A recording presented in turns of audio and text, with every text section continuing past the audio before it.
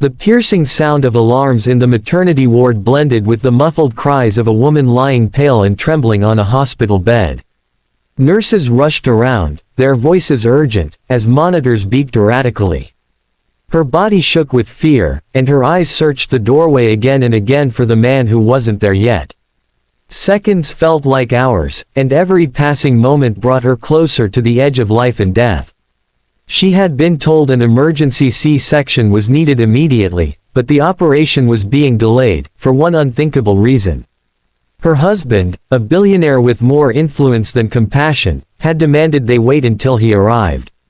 He wanted control over everything, even over the very moment his child entered the world. And while he stalled, she fought for breath, and her unborn baby's heart rate slipped lower and lower on the screen.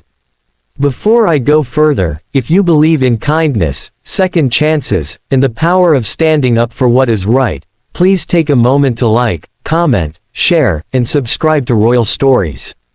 Your support helps keep these true-to-life stories alive for millions of hearts that need them. She wasn't always surrounded by wealth, nor did she crave it. Her name was Emily, a woman with gentle brown eyes and a heart that believed in love more than material possessions. When she first met Adrian, the billionaire businessman with charm and power, she thought she had found someone who could protect her fragile heart. He showered her with gifts, promises, and attention that made her feel seen in a way she never had before. Coming from a modest background, she mistook his controlling nature for deep care.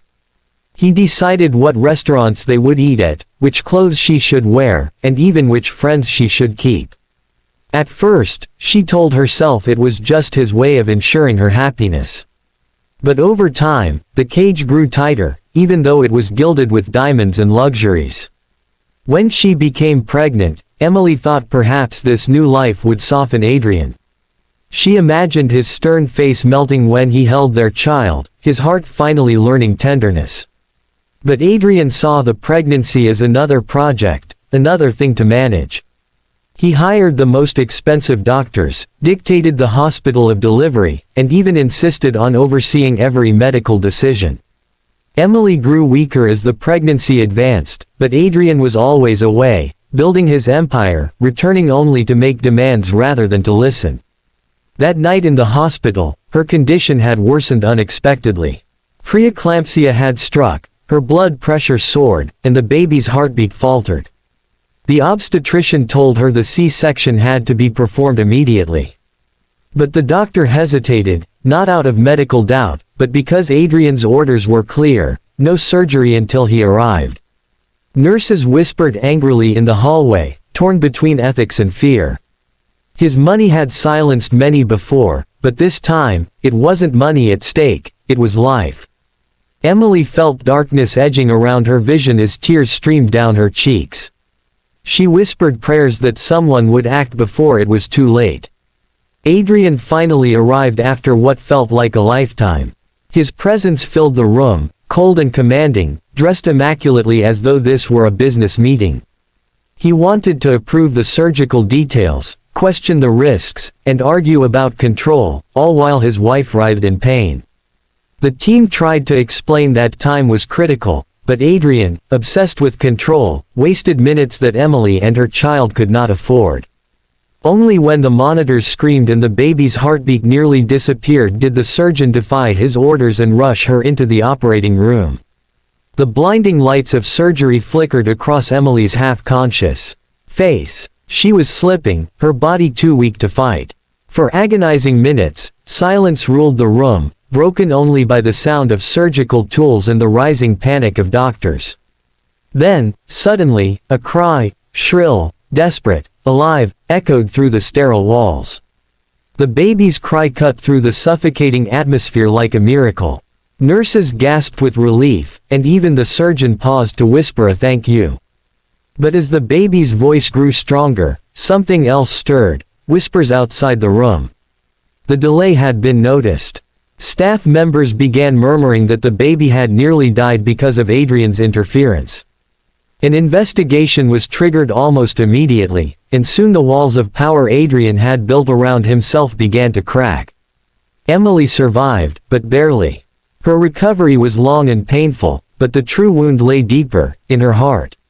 She had nearly lost everything, not because of fate, but because of her husband's pride. The hospital authorities questioned staff, gathering evidence of how Adrian's demands had risked 2 lives. What began as murmurs turned into formal reports, and soon, Adrian's name was dragged into headlines for all the wrong reasons.